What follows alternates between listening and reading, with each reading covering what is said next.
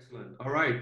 Thank you, everybody, for being here today. We are here to talk about the challenges and opportunities that the Portuguese Golden Visa program will be facing following COVID-19. Today, we are extremely pleased to be joined by an illustrious set of individuals. I'll just quickly run through the panelists and then we'll get started right away with the general discussion. First of all, thank you so much to Dr. João Soares, who is a prominent member of Portuguese political life, having served as Minister of Culture in Portugal, Mayor of Lisbon, and a member of the State Council. Internationally, he's been a member of the European Parliament, President of the OSCE's Parliamentary Assembly, Special Coordinator to the OSCE's International Observation Mission during 2008 and 2012 presidential elections in the United States. Thank you so much for being with us, Dr. Soares. Bruno Lecuyer, who most of us will know already, is the CEO and the first and so far only CEO of the Investment Migration Council, the IMC, the Worldwide Association for Professionals in the investment, migration, and citizenship by investment industries. Bruno leads the Secretariat, reporting to the Governing Board, and is responsible for all IMC operations. He's a regular contributor to international publications and conferences in Europe, the Middle East, and Asia. He's held positions in London, Paris, and Hong Kong, and he was previously head at a National Financial Services Association, acting as a bridge between government and industry. Then we have Mr. Tiago Gali Macedo, who is an entrepreneur and investor from several sectors, including and not limited to services, energy, and new technologies and hospitality.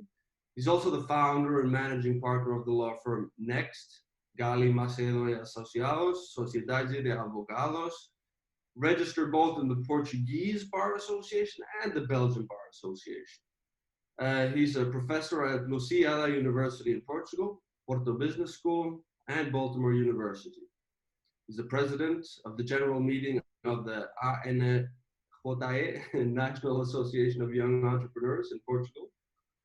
He's a business angel, a speaker at major immigration events worldwide, author of several publications, and he has several law degrees and is right now concluding his PhD. Nicolas Salerno, who has an academic background in finance and operations management and international work experience from Europe, North America, and Africa, has been working in the field of global citizenship since 2003. So a very, very long time compared to most of us. And he is now a board member of Investaurium, where he's responsible for global commercial activities. He's also the founding member of the Portuguese Vietnamese Chamber of Commerce, and he specializes in helping high net worth investors across a wide array of geographies and cultures to solve complex tax issues and setting up action plans to help them build a better future. So without further ado, I think we should start with a general discussion of our subject today, which is now that we are entering the post-COVID world, after this crisis, which is still ongoing, but it looks like it will be ending at some point in the near future, that period will present a certain set of opportunities, but also challenges to the Portugal Golden Visa program. And I want to gauge our panelists' view of exactly what those opportunities and challenges will be for the Portuguese Golden Visa program. And I think we'll start with Dr. João Soares. Please, Dr. Soares, will you give us your view on the particular challenges and opportunities presented by this crisis? Good morning. I'm honored and pleased to be here with you in this debate. I wanted to underline, just to start, the facts.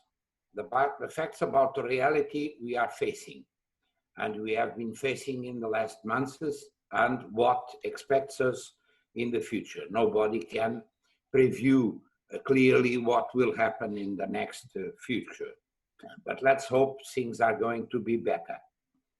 We are Portugal, excuse me for being proud of that, one of the most peaceful countries in the world. And that's very important.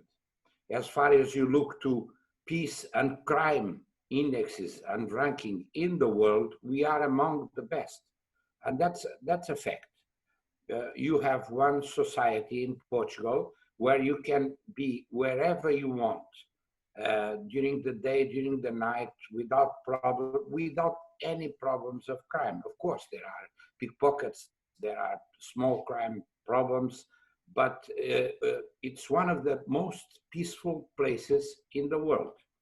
As far as the ranking of freedom and respect for due governance and sustainable governance is concerned, we are also among the best in the world and one of the best in Europe. We are the oldest borders in Europe. We have been in the same borders with the same people, with the same dominant religion, the religious convictions since the 13th century. It's very rare. And we have a friendly relations with almost everybody, from east to west. And that's for me a very important fact that should be considered whenever. And we have to recognize that during last years, we have improved a lot our economy as far as the friendship with foreign investors is concerned. We had some problems a lot of years ago as far as the Golden Visa program is concerned, almost like all the other countries where the Golden Visa programs was set up. But we have to recognize that in the last, at least in the last 4 years, things have been improved very clearly.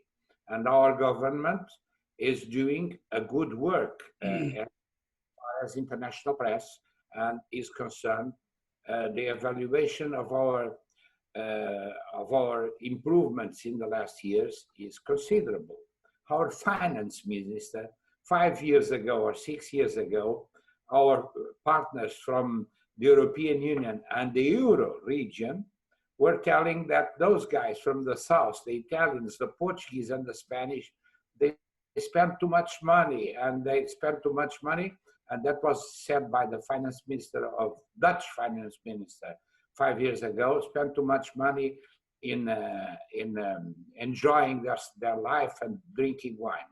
And now our finance minister was elected due to the work that has been done during the last years, was elected the president of the Eurogroup. And that is something that means how our public finance has been led in the last 4 years. I'm not saying that for political party reasons. I'm saying that as an objective situation. And as far as Europe is concerned, after the Brexit and after the starting of this COVID crisis, which is the biggest challenge that the world has faced in probably 1 century, including the wars, our work has been recognized as a very good work and positive work as far as European Union institutions are concerned. For me, Europe is not at the level it should be. And we are facing challenges that are very serious as far as what is happening in American continent with North America and Brazil, and as far as the challenges concerning the Far East also are concerned.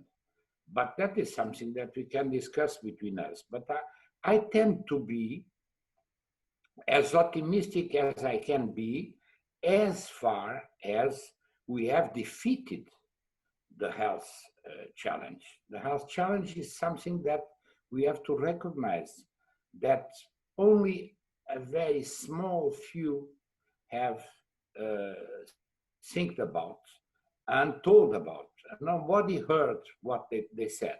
I'm thinking in Bill Gates and a few others in the world. And we have to also to recognize that the way we dealt with this terrible challenge was very different in the levels in many countries, including in Europe. But as far as the COVID is concerned, we also have one of the best ranking positions as far as the drama is concerned as a country. Our neighbors in Spain, our only neighbors, we have two neighbors. One of them is the Atlantic Ocean, so we have many neighbors around the Atlantic Ocean, and the other neighbor, the only neighbor, physical neighbor, geographic neighbor, is Spain. And Spain is still facing a very dramatic situation, like Italy and like France. Our figures are, fortunately, and it comes also from the work that has been done by the sanitary authorities and by the government, we were those between the first to take the measures before the first death of COVID-19. The first measures were taken before the first death, before the first day of the first death. We and the Czech Republic. All the others took the measures later than they had people dying from COVID-19. And that means also a great opportunity. Of course, I'm a suspect because I love my country, but I think we are among the most friendly people in Europe. I'm married with a Belgian. I'm not giving myself as an example, but we are very friendly with those we receive in our country. We are very friendly with everybody, and especially with investors, but also with refugees. We have a very open-minded politic. Sorry, Dr. Suarez, sorry to interrupt. I'm just keeping mindful of the time limit we have here. Thank you very much for your answer, but we'll need to move on to the next speaker. We'll get back, because you mentioned a lot of really interesting points. First among which is obviously that Portugal has done a tremendous job in staving off this pandemic. You've had extremely few. I spoke so long. Okay. No, it's fine. It's fine. But I want to glom onto a little bit what you said about the pandemic response in Portugal, which has been, as you say, one of the swiftest and most comprehensive in the world. Very early, very comprehensive measures taken against it. And as a result, you've had very few deaths, very few cases of illness compared to neighboring countries, such as Spain, where I live myself, which waited much too long, many would say. Now, I want to pose the same question to Bruno Lecuyer, because Bruno, you like myself, we are not involved in any particular country or particular program, but we see this industry sort of from up above, and we take sort of a global perspective on it. And obviously, like Dr. Suarez is saying, this response to the pandemic in Portugal has been tremendously effective. And I wonder if you think that effective response presents certain opportunities for the Portuguese Golden Visa. Bruno, would you please address that? Yeah, thank you very much. First of all, I want to thank you for inviting me. It's a pleasure to be with you. And I only wish that we could be holding this event in person in beautiful Lisbon. But things are the way they are at the moment. Look, you look at the benefits and the key areas to address for us. We are a global non-profit trade association that does a lot of work to improve the standards within investment migration, breaking that down into citizenship and residency programs, and the benefits to host countries and wider society have been fairly well documented. Host countries benefits not only from the establishment of new businesses and inflow of highly skilled individuals, but also from a meaningful financial contributions to society and culture. And what we do know is that post-pandemic, there will be a rush from governments seeking capital cash inflows into their treasuries as access to global financial markets and that liquidity in global financial markets actually starts to dry up very, very quickly. So for many host countries, such as Portugal and to a wider extent those in the Caribbean, investment migration is critical in funding key government activities such as disaster relief and social programs. And then, of course, you have the benefits to individuals of these programs. So individuals often use investment migration to start new businesses in their chosen jurisdictions. They benefit from greater mobility, better education and job opportunities for their children, or simply to live in a country with greater political stability. As Dr. Barroso Suarez mentioned about Portugal, it ticks many of the right boxes for foreign direct investors. So these must be sustainable and mutually beneficial. But there are, of course, some key areas to address. There are no common rules or standards which govern investment migration programs, and each state administers its own programs.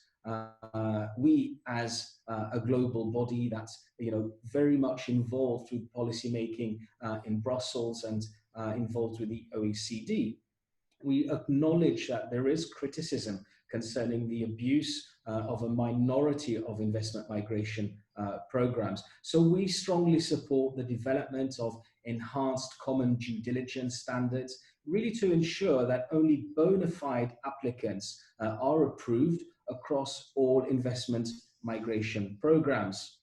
So I think, furthermore, because I know we're short on time, the IMC was founded with the intention of raising standards across the international community and improving transparency across this wonderful industry.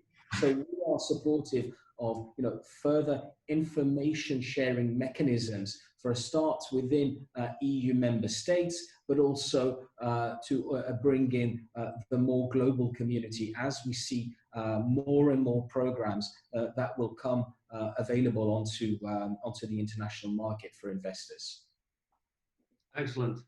Now, let me put this question to Tiago. Tiago, the general discussion here is the opportunities and challenges for the Portuguese Golden Visa program after COVID.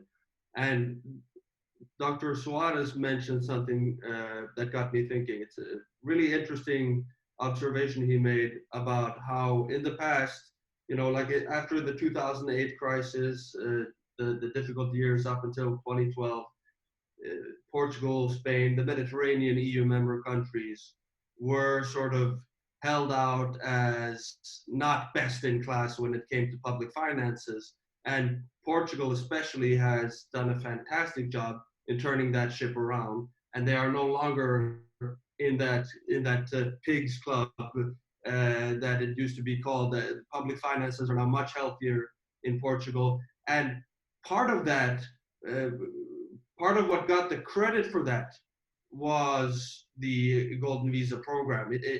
Because when we look at the Golden Visa program, yes, we can see that it's raised over 5 billion euros for the Portuguese economy, which, when you look at that in isolation, isn't maybe so much, because the Portuguese economy is 250 billion GDP a year. But that's only the direct contributions. All the talent and capital and skills that's been brought into Portugal because of this program has also helped to really turn this ship around. And I wonder if you think that that it can do so again, that maybe a renewed, reinforced Portuguese Golden Visa can play that same type of role again after the COVID-19 crisis. Tiago. Well, first, good morning or good afternoon, depending where the audience is. Myself, as Dr. João Soares, I'm very proud to be a Portuguese.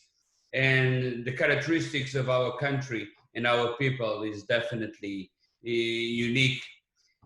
I see it the way round. I think by the Portuguese behavior during the crisis that showed the world what Portugal and the Portuguese are. We are a resilient people that definitely, when the going gets tough, the tough gets going.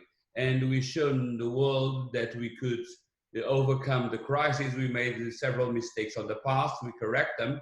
And for sure, we see that we became one of the most trendy, this might be not the right word, but one of the trendiest countries in the world.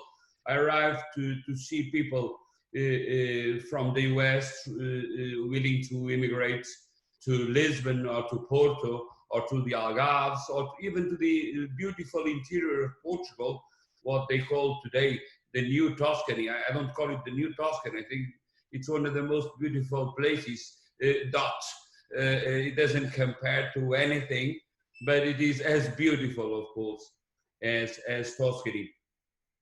So I think of it, as Dr. João Soares mentioned it, and very well, we behaved correctly. We proved that we were organized.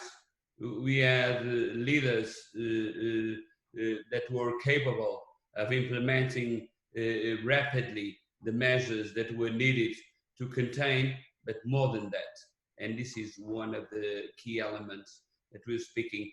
Our health system showed that the investment we've been doing on the last years, for many years, this investment was a good investment, and it was shown this pandemic that the system was strong enough to keep the wave when it went to the shore. So I think all of these elements showed us that the Portuguese program is here to stay. Of course, there is, for instance, we had on the last year, well, beginning of this year, on the program that they wanted to change the program basically. Tiago, sorry, we'll get to that in a moment. That's part of the agenda. We'll get to the budget law 2020. But let's leave that for a little bit. I just want to talk to Nicola first about the COVID-19 crisis and whether you think that it's making Portugal has handled the crisis so much better than, for example, Spain. Do you think that the world witnessing Portugal handling that crisis very well, will that make the Portuguese Golden Visa program inherently more attractive? Look, thank you first, welcome to everybody, and thank you for this question. To answer directly, I will say intuitively, the answer will be yes. As you know, in this industry, it's not that easy to forecast what would be future behavior. As a general statement, I will say that, and to really answer the initial main question, I think this crisis is setting a lot of challenges and opportunity. I think we've seen that all over our history. This one seems to be taking a little bit more dramatic turn with the impact it has on the health and on the worldwide economy. But at the end, it's nothing more than a challenge like many more we saw in humankind and in Portugal as well. And I like to think positively, like Dr. Juarez, that indeed in life, you have problems, but you have solutions. And I think I like to see a problem like a solution more than a problem. And as the question is said, we are indeed here identifying a lot of challenges, but also rapidly turning them into opportunities. Let's look at the way we are working today. I mean, the challenge we are facing, and I think Bruno correctly mentioned that we would have loved to be sitting in beautiful Lisbon today. And this is a challenge that we have, that we are not able to travel today.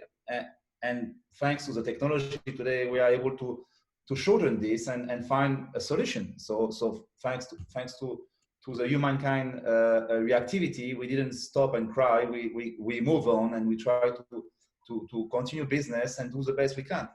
I think the Portuguese institution, and I know that you two are working with Bruno in other programs, like I myself I've experienced too. We've seen small countries being very reactive in adapting their way of processing files.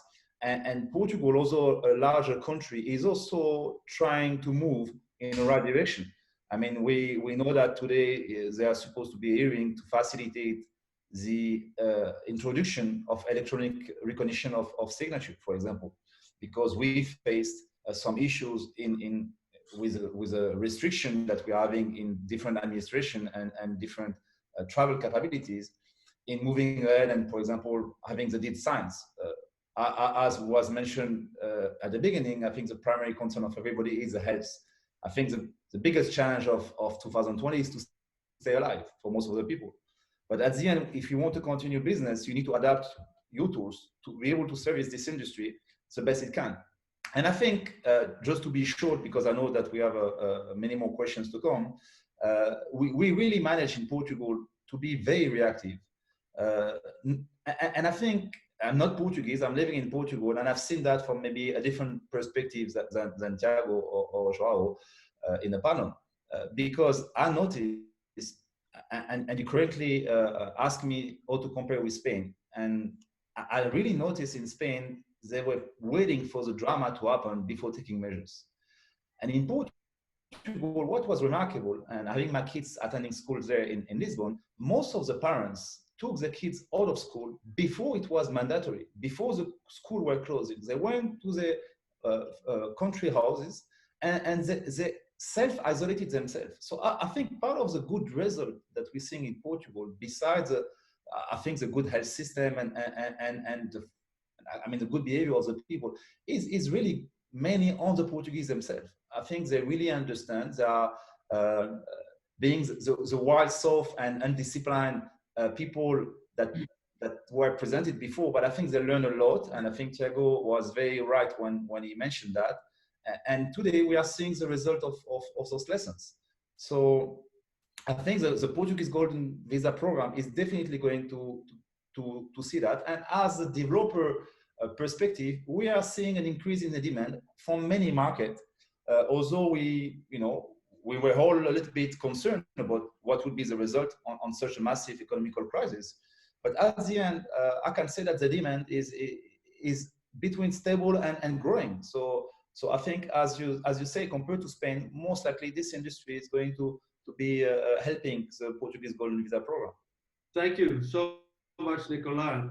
We are ready to hear the results from our first poll question, which was, are you familiar with the different residency solutions Portugal is offering?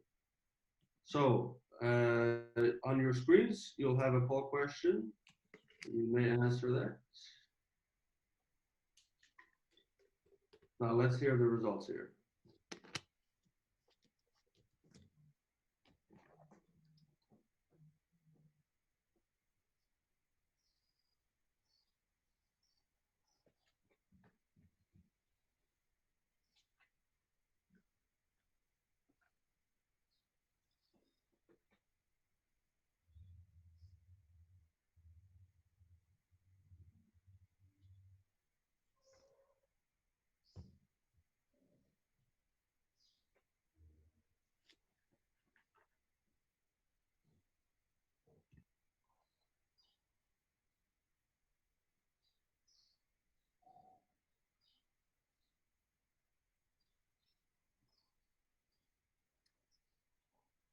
Right, so 68% of respondents are familiar with all the different residency solutions in Portugal, and there are many. It's not just, I mean, the Golden Visa itself has 8 different subcategories.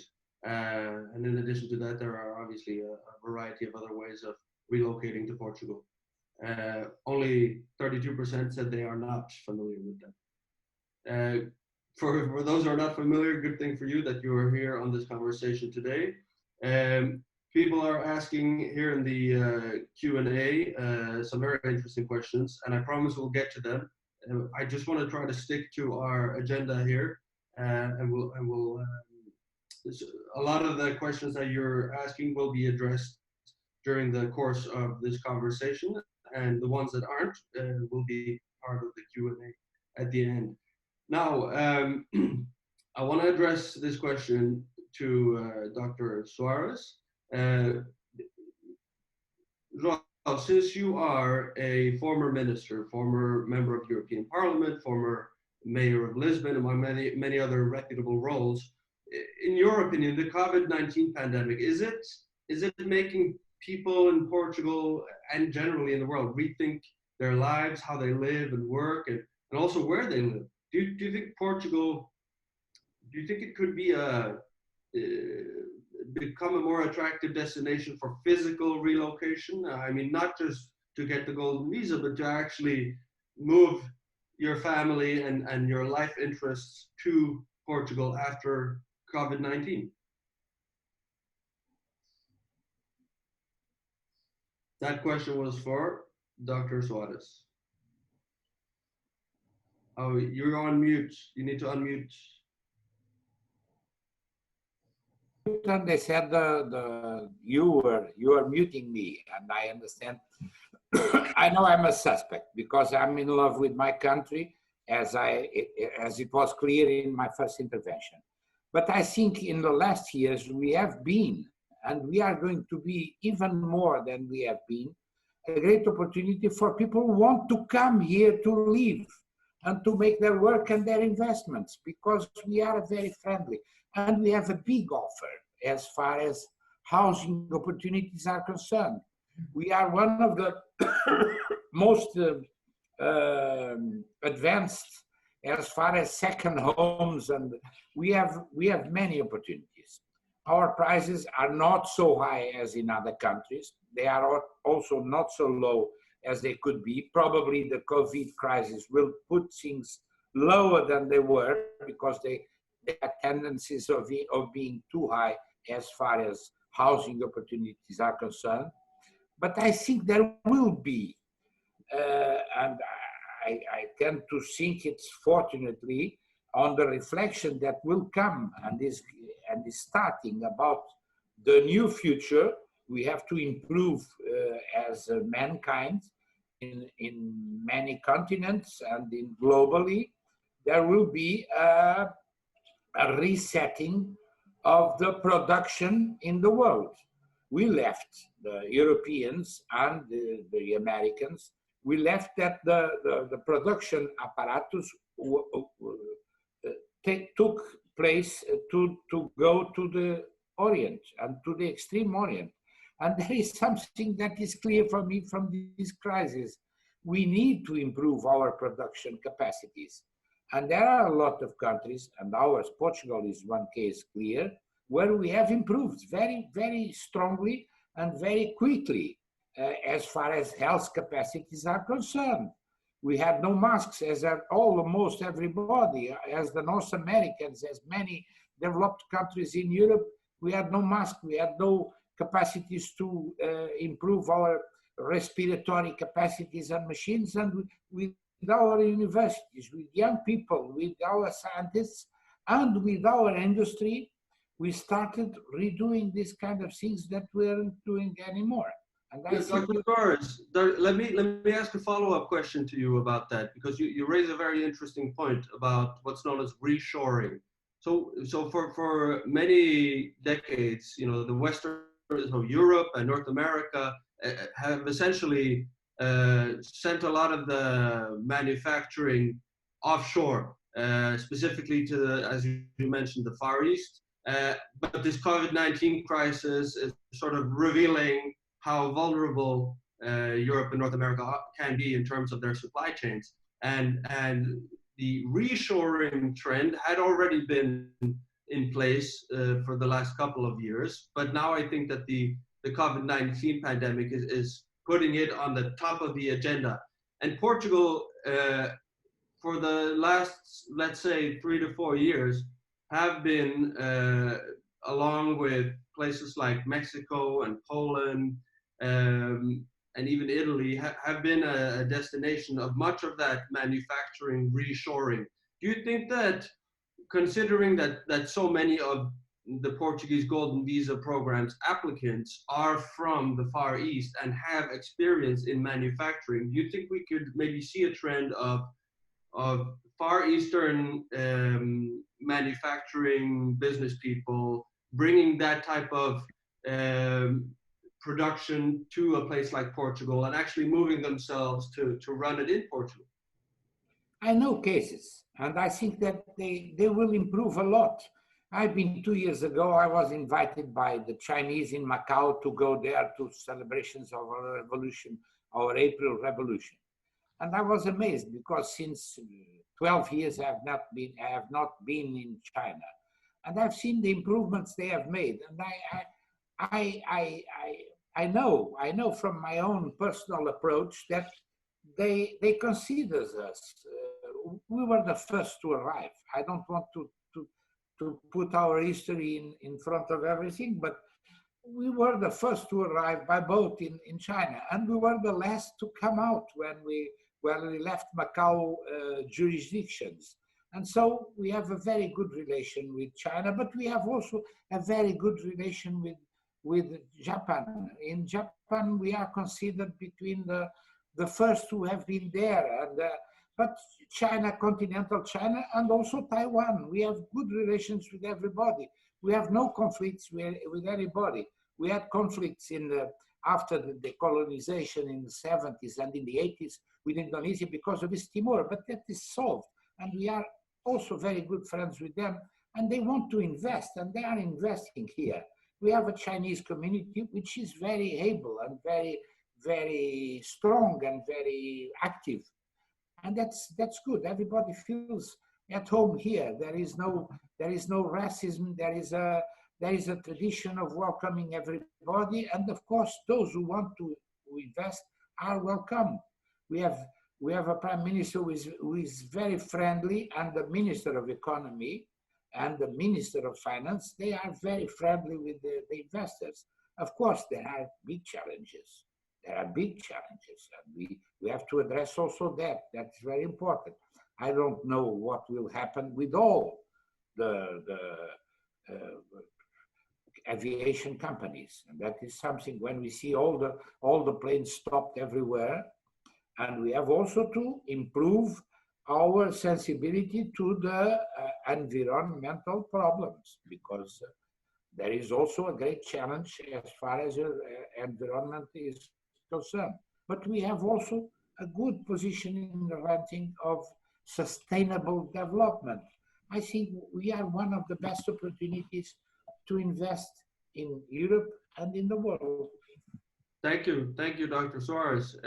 I want to move on to Bruno quickly, because Bruno, you're the leader of the main association in this industry.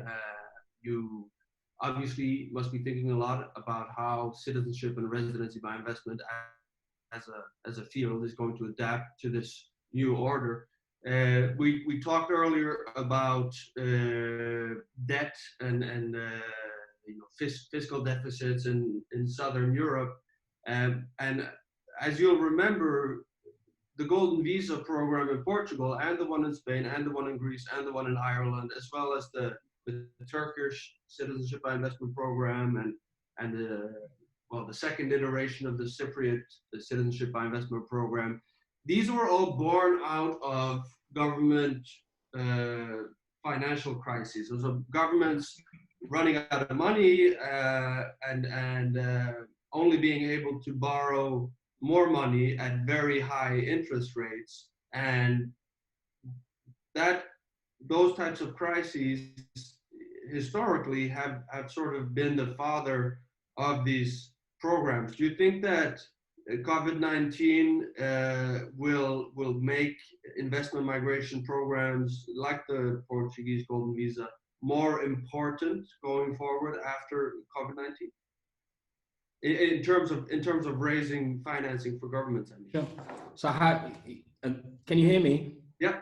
Okay, good. So how are we going to adapt to, you called it a new world order, I think. Just before I start though, I think what Mr. Suarez said was very interesting.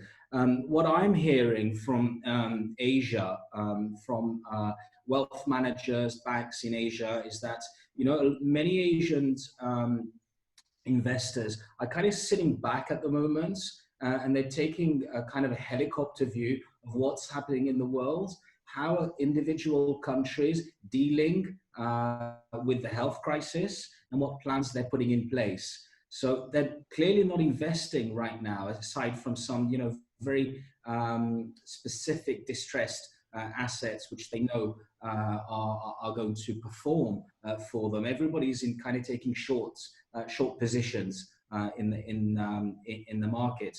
So what that will create is a kind of a bottleneck of investors who will then be keen to reinvest. So that's a huge opportunity. Of course, not only for Portugal, but this webinar is about Portugal. So my message, you know, to the Portuguese would be: take a good look at your program, your residency program, and listen to what your clients, your potential clients, are telling you, and adapt that program to the needs of the clients. Right.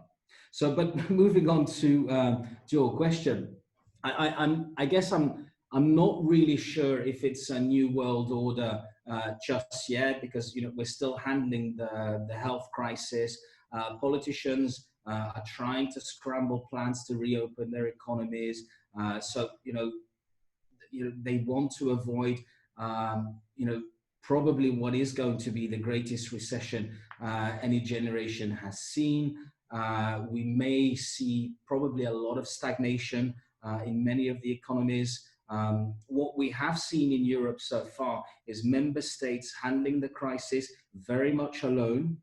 There's been very little meaningful response from Brussels so far. But on the positive side, is that, you know, global citizens are a very resilient bunch.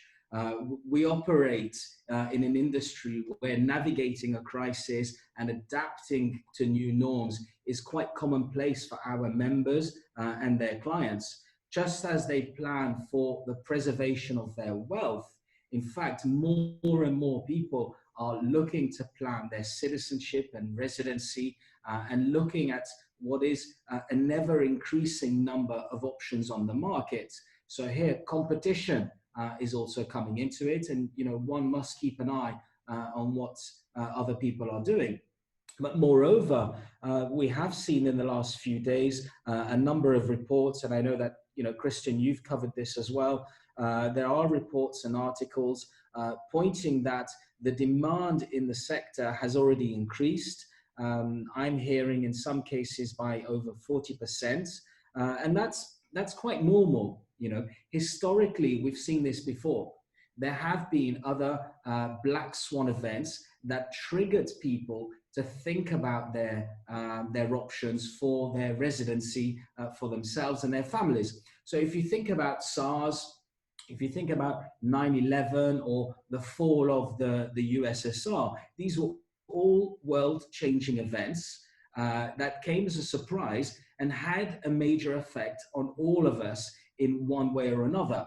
And this black swan is no different, except that from what we are hearing is that clients are examining residency and citizenship options from countries that are offering ever more solid and high quality national health services, but also well-coordinated institutions that work well together. So, and the industry is responding well. In discussions I've had with government units, particularly in the Caribbean, it's almost business as usual for them. You have to remember, of course, these are these are countries in the Caribbean, they're used to dealing with climate issues. So hurricanes that come, sometimes twice a year or every 2 or 3 years. So often, they're used to working remotely. They adapt very quickly. So I understand for the most part, it's actually business as usual for most citizenship by investment Yeah, units. Bruno, just riffing off what you said earlier about black swan events, and they have historically tended to benefit the investment migration industry in that whereas they might harm most other types of industries, we are sort of, to use another Nicholas Nassim-Taleb phrase, we are sort of anti-fragile as an industry in that we grow from disorder. Most notably, and one of the more recent black swan events was the Arab Spring, which saw a flurry of demand.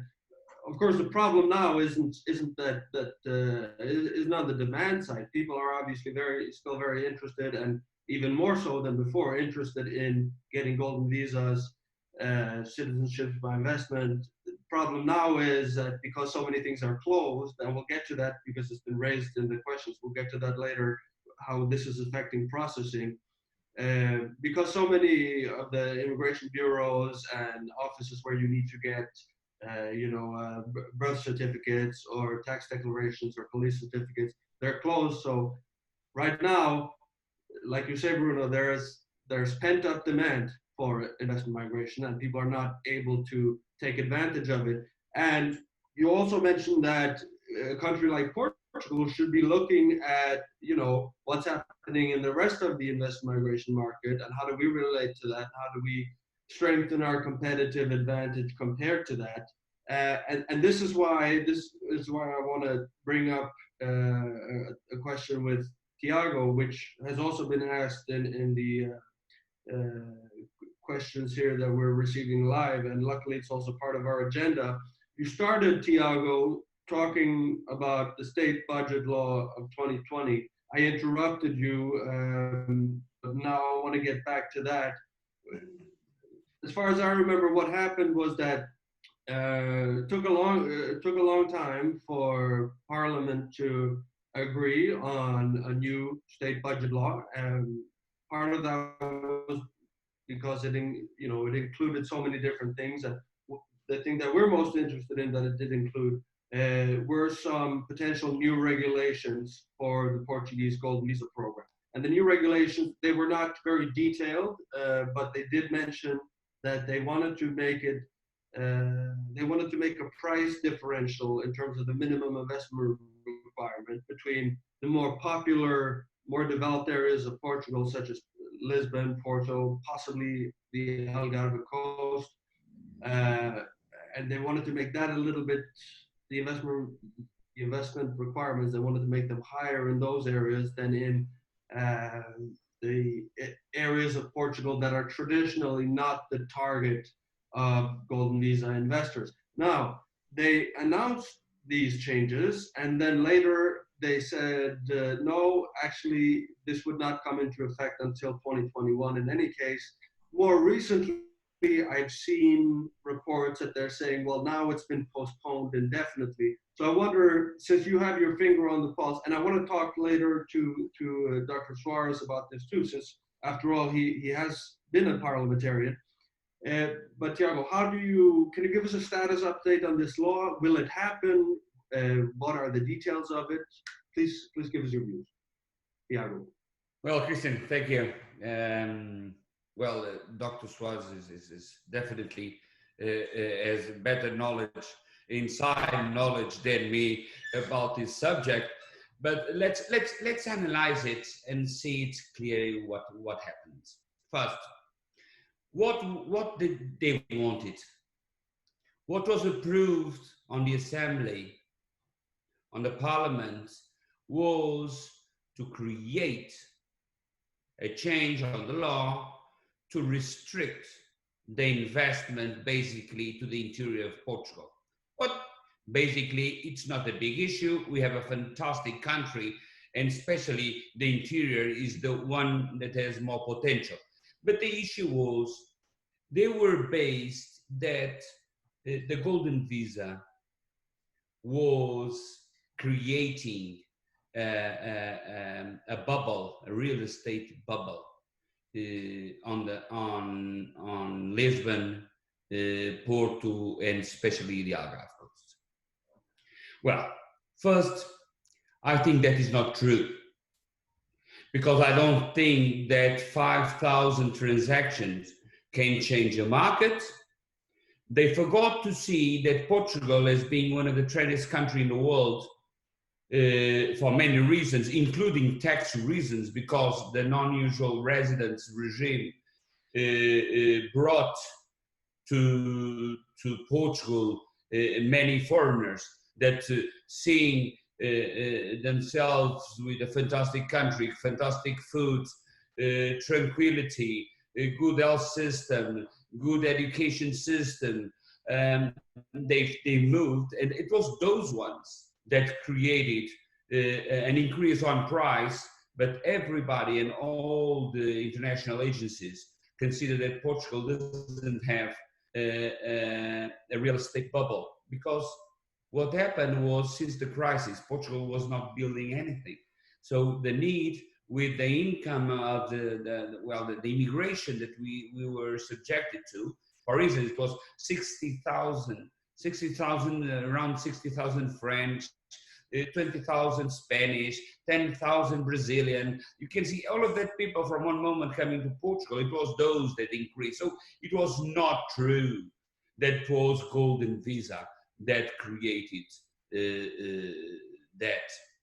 But we saw immediately the Secretary of State, when those changes were subjected, it was that, and also increase on prices.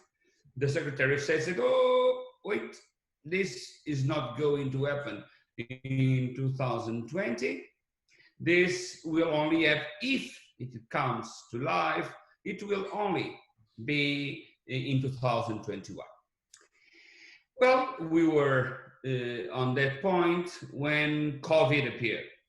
And COVID-19 changed, and by the way, I just wanted to analyze what is going to happen, so everybody understands it, because everybody is on fear mode, on safe mode, as I call it. But the future, I think it will be much easier than what everybody is thinking. For instance, Portugal, by the European Union, 2 days ago, was giving that Portugal will have a step back of 6.8% on the GDP, but next year it will increase by 5.8. So you're telling in 1 year difference, Portugal only lose 1% of its GDP. That is not a crisis. That is not a crisis. This is a step back on evolution and on time. So we need also to grab to those elements and to see. But even how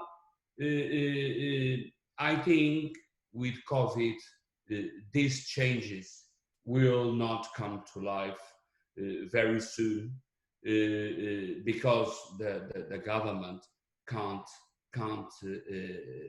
do it. I think they will be smart enough not to make changes on stability, especially because these programs, the Portuguese program, has proved to be evoluting on stability, and people doesn't want rocking the boat all the time. So I think this is a good opportunity for the government to get that on the basket, on the bin, and put it on the bin and leave it to later time if it's needed, but giving the Portuguese program the stability in it.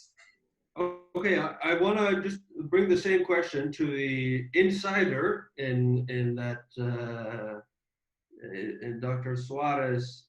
Do you agree with Tiago's assessment that probably it's more likely that those heralded regulations, the new regulations that were presented under the budget law of 2020, do you think it's more likely that they will be put on the shelf indefinitely now after COVID?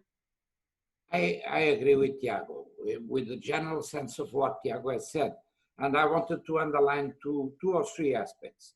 The first aspect has to see with our judicial and legislative system. We have not a complicated legislative system, and we have a very open-minded parliament where there are no difficulties, no political difficulties. We have, and that has been underlined by many people, not being Portuguese like Tiago and me, we have a very strong political stability in the last 4 years. And that goes from the extreme left to the extreme right. We don't have extremists, but the more far right and the more far left. That is something that is not common in Europe. It's not common in our neighbors. I love Spain very much, but you live in Spain, it's not common. And we don't have regional problems. We are a small country, a very old frontiers, a very old country, but we don't have regional problems. Our border with Spain is not more than 200 kilometers, 250 kilometers from the inside.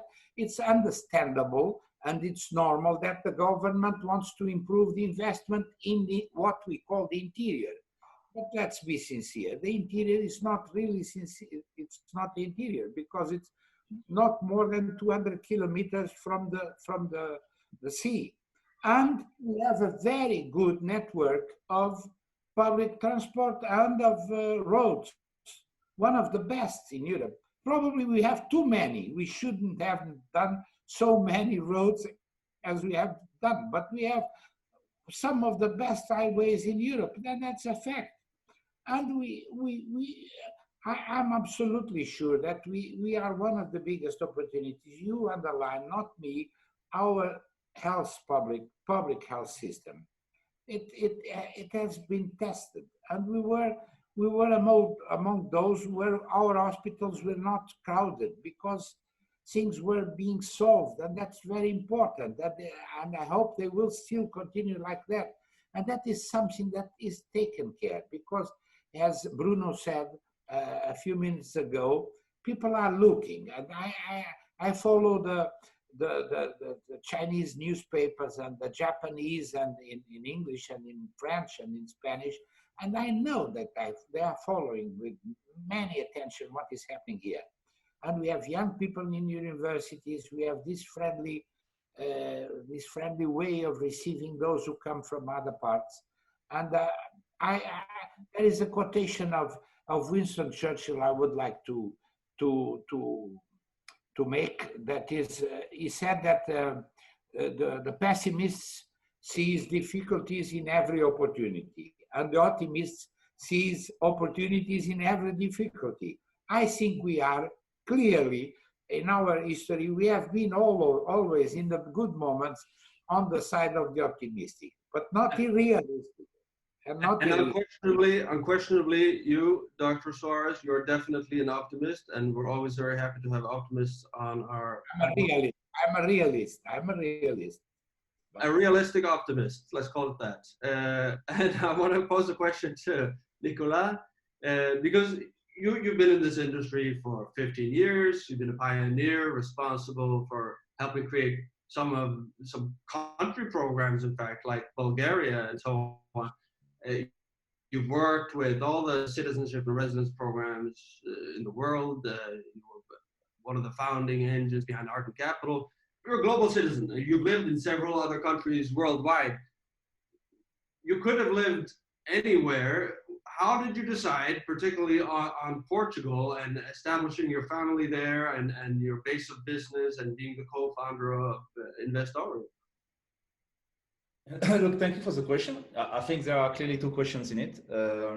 First, on a personal aspect of it, I would say that, as you correctly pointed out, I could have, and I did live in few countries and actually in 4 continents already. So I kind of tasted a bit of everywhere.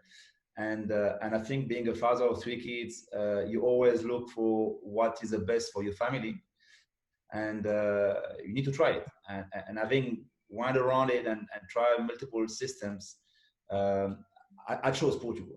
I chose Portugal for likely the same reason that most of our clients are choosing Portugal when they decide to come and immigrate. Maybe I identify myself to one of the most famous Portuguese, which is Magellan, since it is the first circumnavigation of the world, and myself went almost all over the world before landing to Portugal. So I didn't start from Portugal, I started from Monaco, which is not that far. But at the end, I finished my life in Portugal, which hopefully will be my final destination, at least for the coming few years, definitely. And I think on a personal point of view, I saw in Portugal many things that have been already mentioned by the participant of this panel. We say, and I think coming from me, it has not discrediting what the Portuguese are saying, but from a foreigner point of view, I think it has a more impact because this is something I'm seeing with a completely objective eye. And when they were mentioning the friendly aspect of the Portuguese, I mean, this is definitely one of the things that made me move on. You know, when you come to Portugal, and I think I can compare to where you're living, Christian. If you go to Spain, which is a neighbor country, you don't see that much efforts made to speak to people in their own language. When you come to Portugal, like, I mean, almost everybody is trying to communicate with you and to make efforts. And I think this is part of the thing that makes you feel home quicker.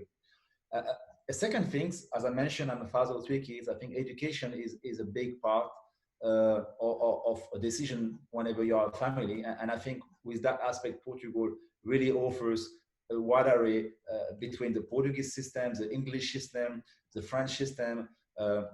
It's really a fantastic learning environment. I have not been disappointed with it, and I believe that this is really a great satisfaction when it comes to my family establishment. Obviously, you know, I'm coming. My parents are in the restaurant business. Food is important for me. I think Portugal is also something unique and exceptional to offer in terms of quality of his food. And whenever you want to live or to visit, I think this is something important. You know, it looks trivial for many people, but I think also for many, it's a very important factor. Security, I mean, it was mentioned multiple times during this panel. Definitely, I think Dr. Suarez was mentioning minor crimes like pickpocket, which happens in multiple touristic destinations, but I think you'd never hear about any crime per se in Portugal. It's really a safe place. My kids walk to school. They are 5, 7, and 9. I don't even go with them. So I think there is very few countries that you will allow yourself to do that, especially when you're recently moving. And with that aspect, I think Portugal brings a lot. Coming back to the second part of the question, which is more like a professional decision, I mean, it did indeed as well play an important part of my settling process.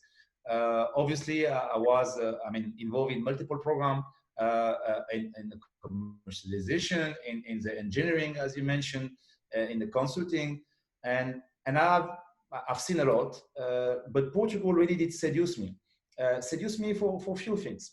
First, because I think the program was very well designed in a sense that, unlike some of the program, to name Cyprus and Malta, who kind of push it on the citizenship, I think they really wanted people to come and live. And although the residency requirement is not high, the fact that you don't obtain citizenship immediately did bring a little bit more legitimacy, also politically, because I mean, we mentioned a lot of the political decisions that have been made in this industry. And I think it did put Portugal on the map for a very long time, and also bring a lot of confidence among the stakeholders in the stability and sustainability of this program. So whenever you want to actually invest in a country, you want to make sure that your investment is going to last longer than a few years, and you want to see a long-term perspective in your business. I think the Golden Visa program per se is very interesting. Beyond the Golden Visa, I think the economical tissue of Portugal as a general point of view, I mean, it is quite dynamic, not only in real estate. So that was a very important aspect. More specifically, in terms of my involvement with Investorium, we saw when the law was implemented and actually a law rehabilitation of all patrimony, a real opportunity here to do something not only good business-wise, but good also for for the country and for the economy, rehabilitating beautiful patrimony. I mean, if you allow me like a few minutes, like maybe a minute and a half, just to show you maybe in my background, you see one of the property that we decided to have, Thiago was mentioning about the interior of the country. Maybe I should move a little bit to give you a more perspective on it. And this is a typical example of one of the investment we are doing in this company with Villa Viçosa. It's a fantastic historical city set not far from the Spanish border, where we have a fantastic weather, one of the best region of Portugal called Alentejo. And in this city, I mean, you have a lot of opportunity, a lot of business opportunity to do. We bought, as you say, like a former monastery that we are rehabilitating in a 5-star luxury hotel. And this is not only bringing to the industry the pure commercial aspect of this hotel, it's actually creating a lot of jobs. It's actually helping a lot the smaller villages. And I think this is exactly what the government wants when they implement the program. So this is what I'm talking about, sustainability in these specific questions, because when I'm going to invest in this kind of property and I'm going to develop this beautiful project, I'm definitely here knowing that I have the political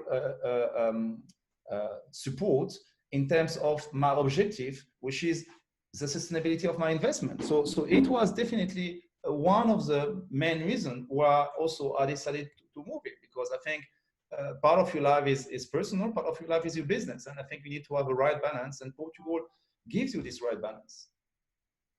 Very good. I want to go back to Dr. Suarez and ask you, from the point of view of someone who has been in government, following the pandemic, what measures, in your opinion, should the Portuguese authorities take in order to reinvent the brand of Portugal? As you say, it's already been, I forget who mentioned it, but it's become a trendy place in the last few years, and it's reinvented its brand in that sense. But going forward, what other measures can the government take to really put Portugal and especially the Golden Visa on the map? I think sincerely that we have to stay in the line we have been in the last 4 years, and that there is nothing complicated to do. It's just to let other people know the way we reacted to the trends and to the challenges that we all were facing. And the comparison is very clear.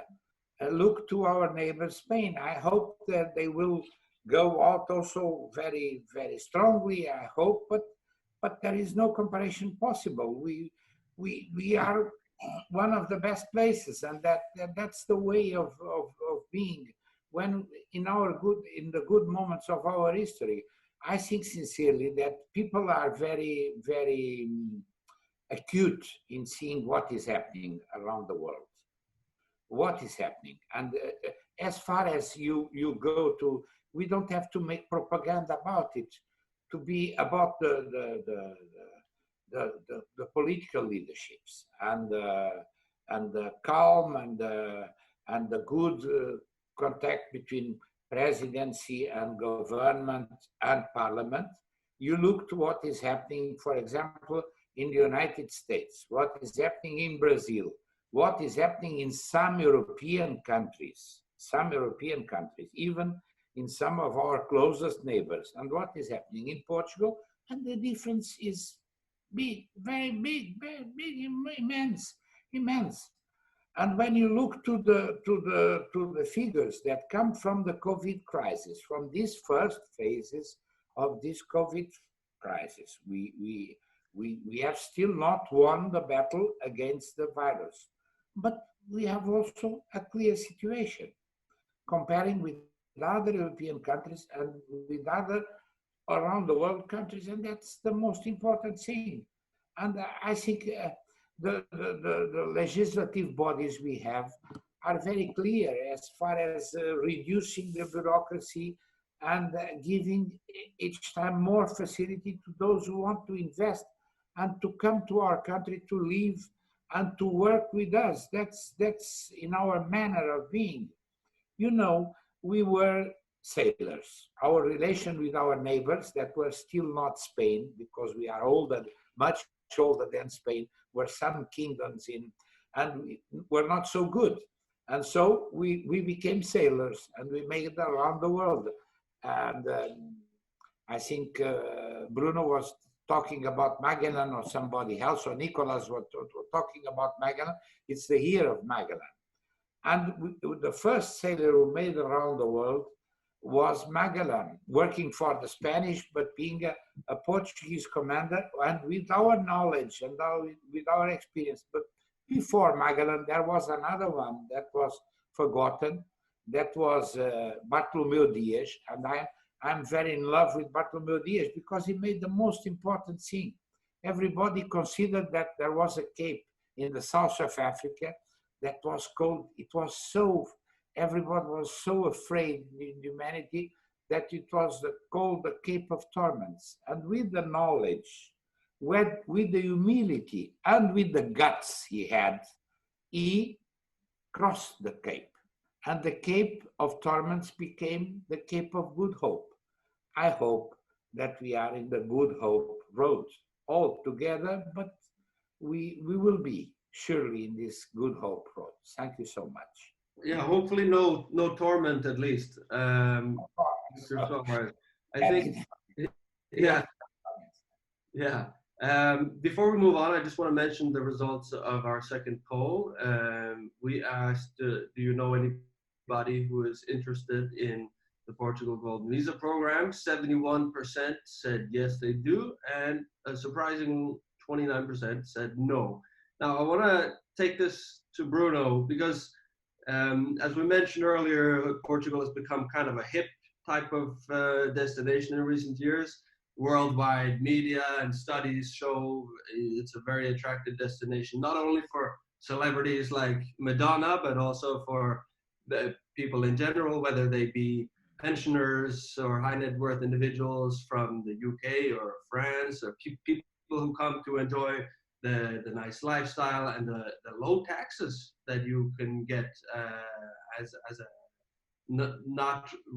a resident, but not ordinarily resident, I think is what they call it in British English.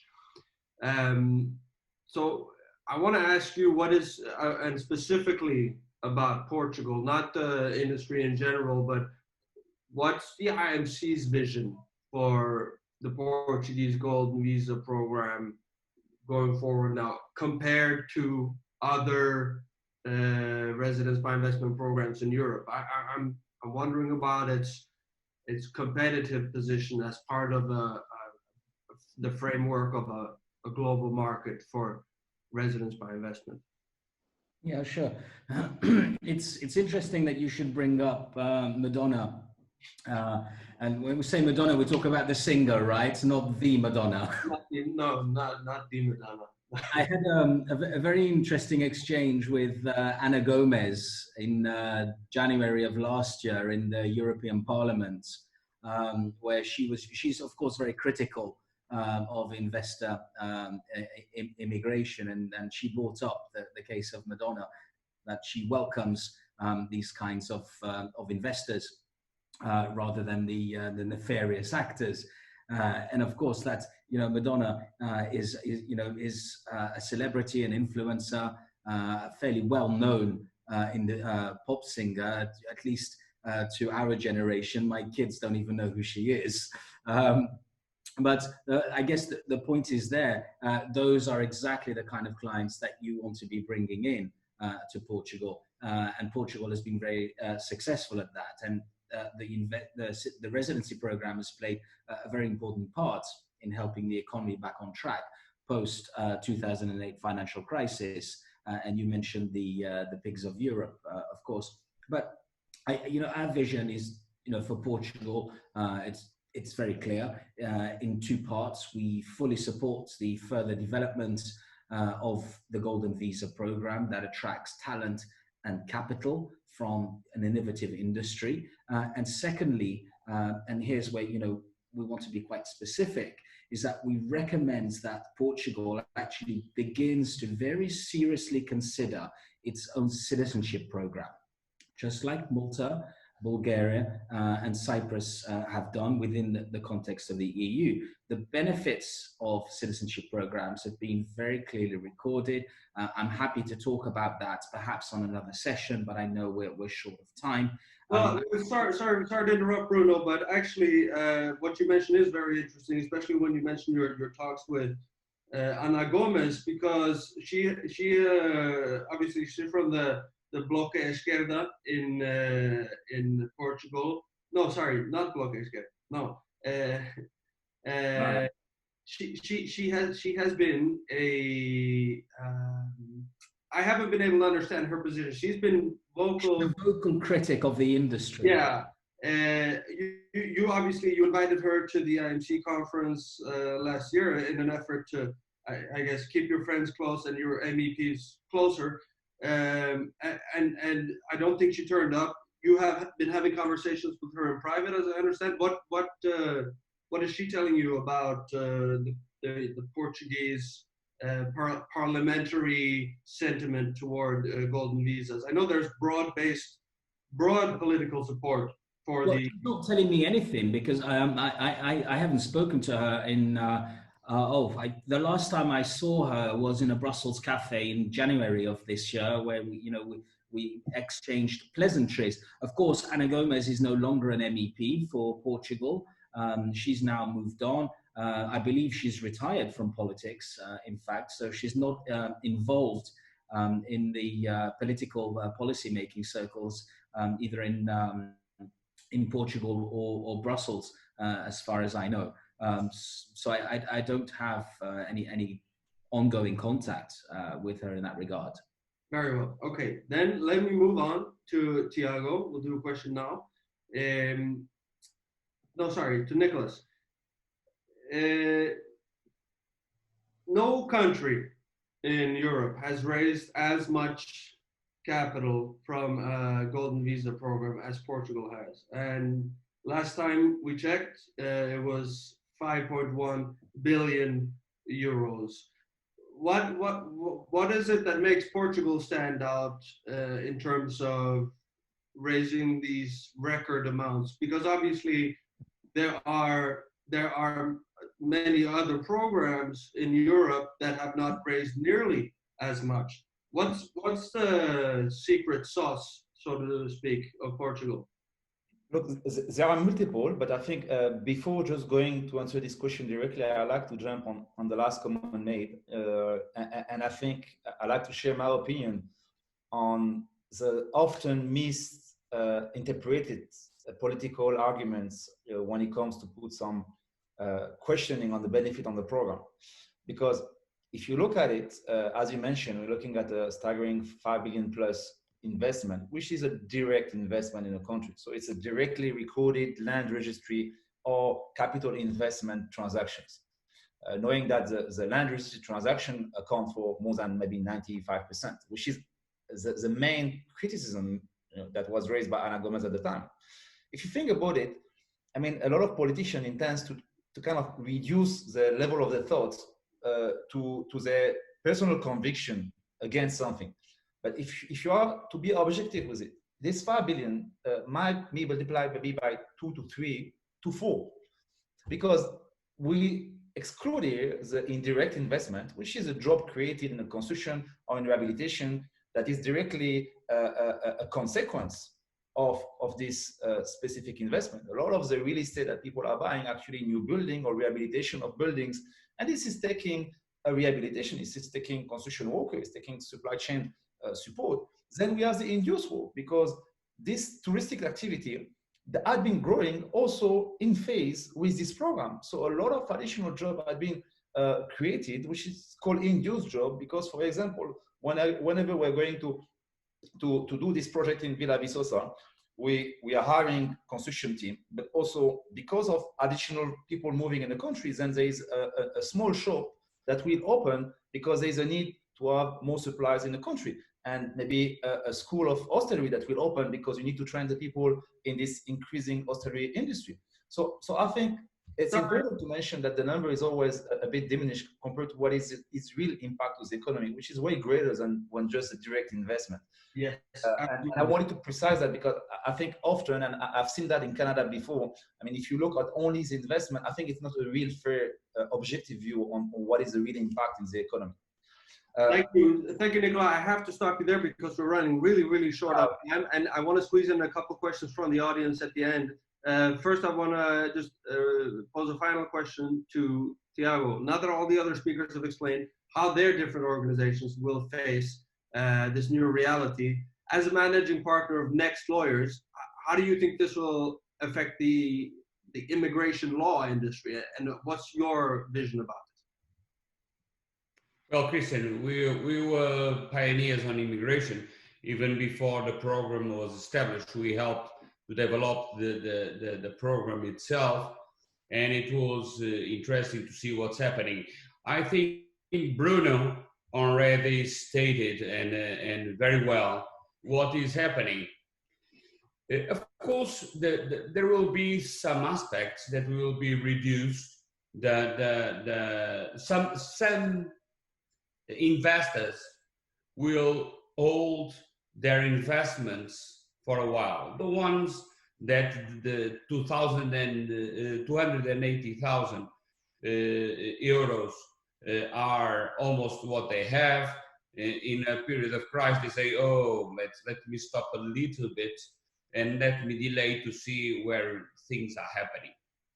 But this is not the most of the cases of the immigration by investment.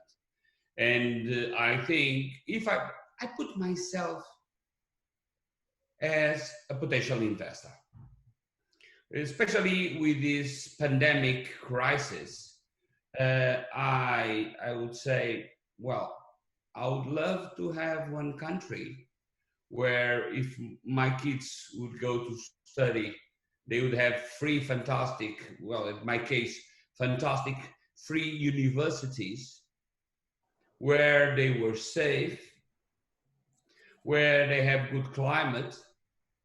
The cost of living is quite low. I would consider basically that country as an option.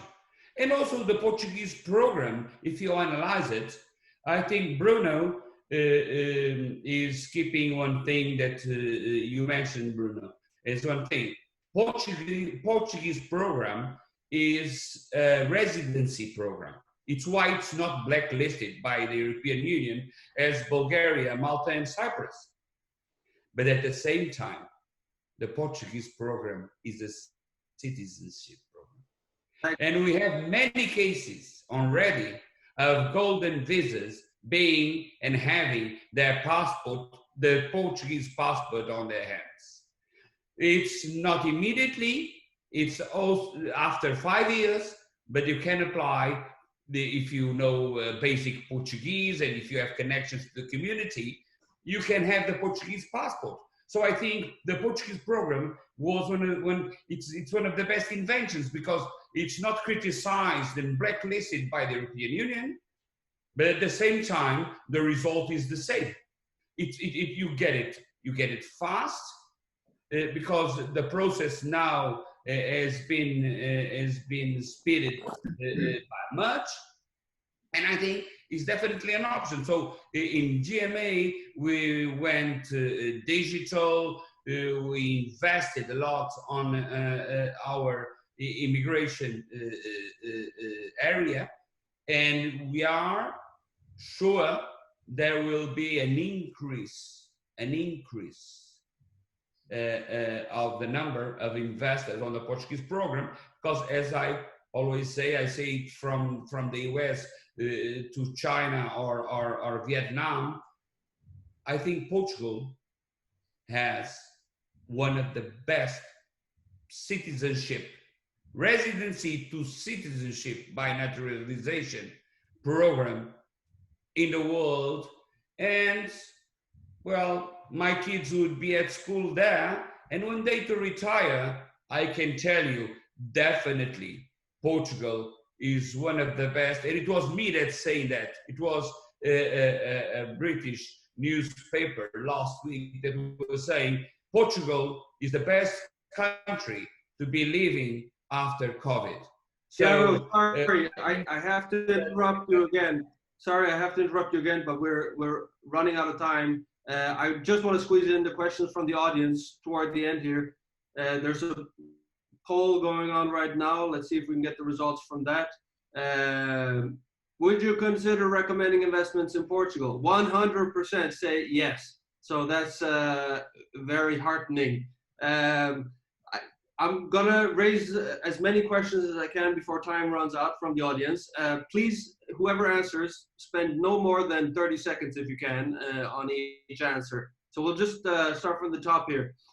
Malik asks, do you know how much COVID-19 will affect, or the aftermath of COVID-19 will affect timeframes in processing?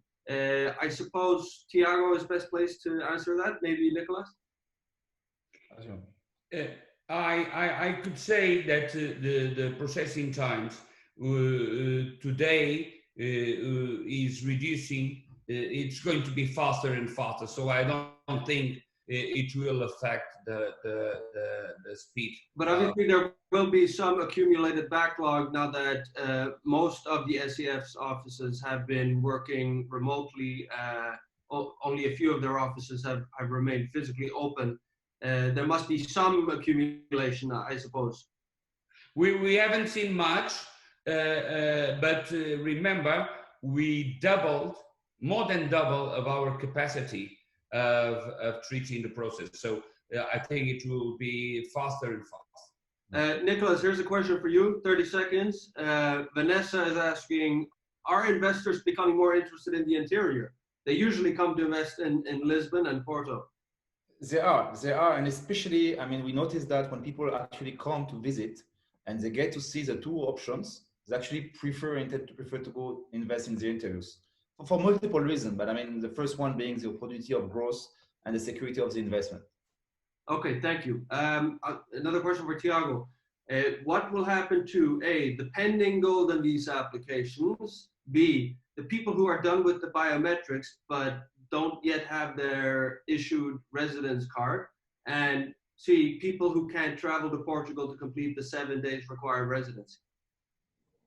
Well, the government already knows that, and all the requirements are delayed, so there won't be any problem. Everybody can be assured. I've been speaking with people, the responsible people on set, because we've been asking them what's going to happen, and they've been reassuring us that, and even the documents that they have, they last 6 months more. So their resident cards were extended, the validity for more than 6 months.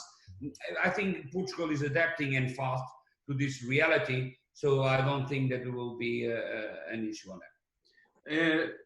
Another question, do you think that after COVID that the short-term lease or we know as Airbnb restrictions in Lisbon may be lifted?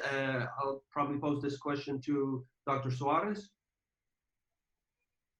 Do you think that regulations on short-term rentals in Lisbon, such as for Airbnbs, do you think that these restrictions might be lifted in the near future?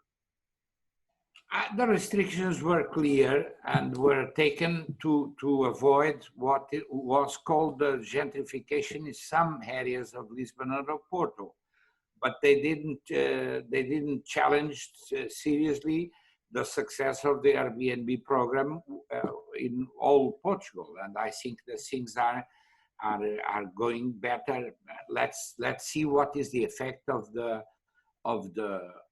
COVID crisis as far as people coming is concerned. I hope that we will face it with some changes, of course, but I think we don't need to change the regulations.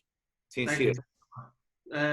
Tracy asks, personally engaged in an Airbnb program, and she's very, very tough in criticizing sometimes, but I think it's one of the big successes of our country in the last years. Very good, very good. Tracy asks, do you have any plans to start a tour of projects that clients have invested?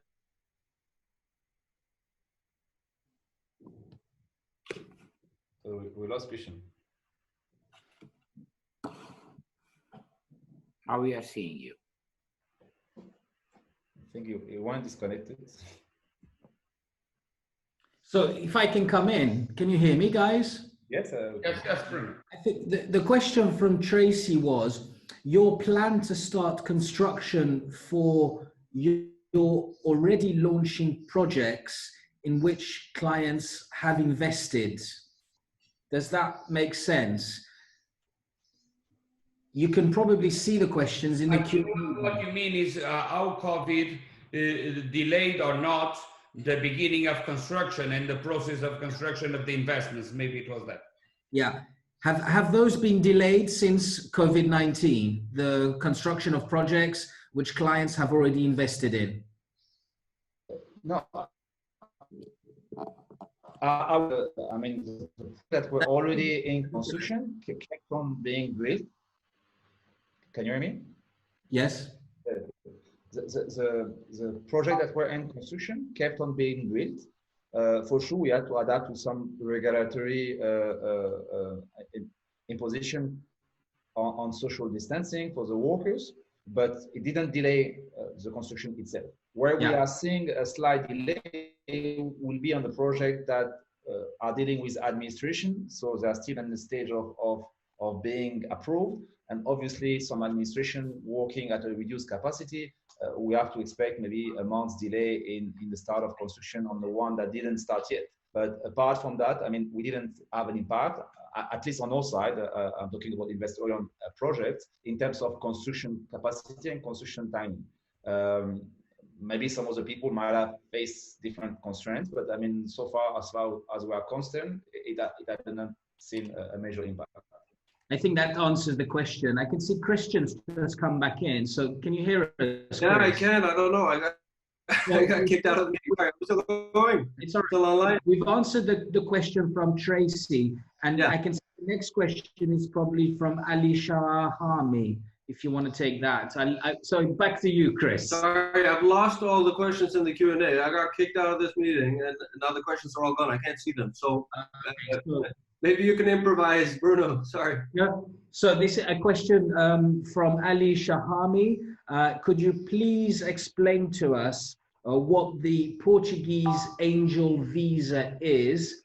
It has been advertised with 25% of the total cost of the Golden Visa, and you will get permanent residency. So what's the Angel Visa about, guys?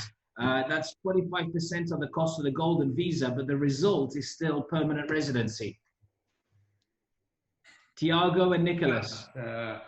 Well, this is new. The regulation hasn't came out yet, definitely. But what is supposed to be is the investment on startups that, as it was startups, this was an effect of the web conference that we have in Lisbon every year, and to attract especially the new IT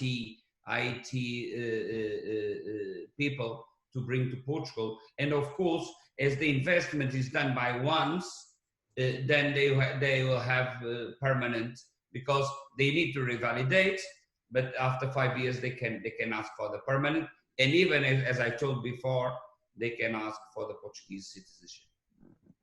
Okay. So there's a question about pending applications. I mean, we brought it up in part with you before, Tiago. You said that the government is aware that people are not able necessarily to visit Portugal to fulfill their residence requirements and so on. But I also remember reading a story about Portugal that they temporarily gave residence permits to people who were applying. What's happening to people who have pending applications for the Golden Visa? Those applications are being treated. We have received now that the Portuguese government will reopen the appointments. during these months. So they will begin especially in June.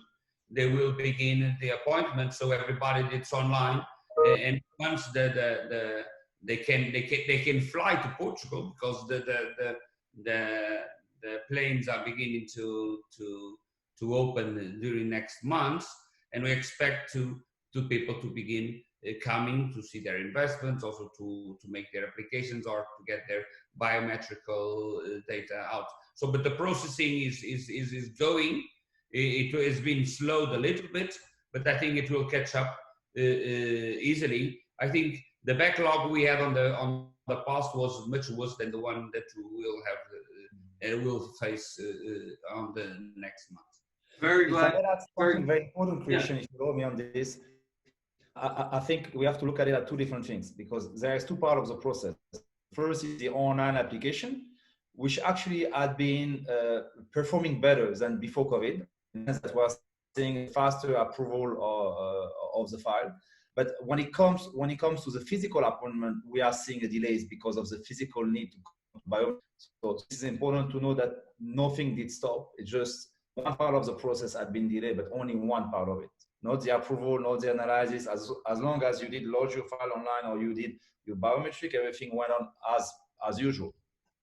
Yeah, we saw in the past that Portugal had, they changed from having centralized the SEF processing, or in the sense that you needed to apply to the SEF office in the region where you made the investment. Then in 2017 that changed, and that decentralization gave you a lot more capacity, a lot more capacity in terms of how many people you can process, because obviously now you can go to any kind of office. How close are we now, do you think, Nick, to meeting another ceiling of capacity limits? Well, Christian, you're completely right. They decentralized the processing that helped basically doing much faster and receiving much more people per day. So I think due to this decentralization, we can see a catch up much faster than we were expected before. I think it's going to be, I don't think the process will be the problem. Portugal, and the challenges is to grant that the Portuguese system is stabilized. Of course, any change, I want to make this clear, any change that might happen only have effect for the new investors. The old investors will keep their system. So Portugal is in legal terms, is a country that respects the rights that are acquired by the investors, but we hope that the system keeps that tranquility and stability to be the best program, at least in Portugal and in Europe, the best program to be today. So I think that the Portuguese authorities acknowledge that, and they are on the right track to make it as fast as possible. We'll bring up one final, rather general question, and I'll put it to Dr. Suarez. In general, in 30 seconds or less, where is the Portuguese Golden Visa program going? What is the program's future? I think that things are going well. I don't want to be too much optimistic. Let's defeat the virus, and after, I'm absolutely sure that we took the good lessons from this terrible challenge that we are facing, and we are going to be faithful to the best moments of our history. Fantastic. Okay, I'm going to have to stop everything here. Sorry to the people. We got so many questions. We weren't able to answer all of them. Luckily, we have another session coming up at 5:30 Lisbon time, 5:30 this afternoon in Lisbon. So make your own calculations as to what time that is locally for you. You can bring your questions to that session if you'd like, and we'll do our best to try to answer them there. I want to thank everybody on the panel for joining us. I want to thank Next Lawyers and Investarum for allowing me to participate and moderate this panel. It's been a pleasure, and I look forward to doing it again in a few hours. All right? Thank you. I just ask a small word to the people who we didn't answer your questions. We will answer in written, definitely. We'll not let you without answers to your questions, just like a matter of short of time. Yeah, That's very good. Every question has an answer. Exactly. It's true. Mike Casablanca from Humphrey Bogart and Ingrid Bergman. Okay. All right. See you later. See you later. Bye-bye. Thank you, everybody, for attending. Thank you, Christian.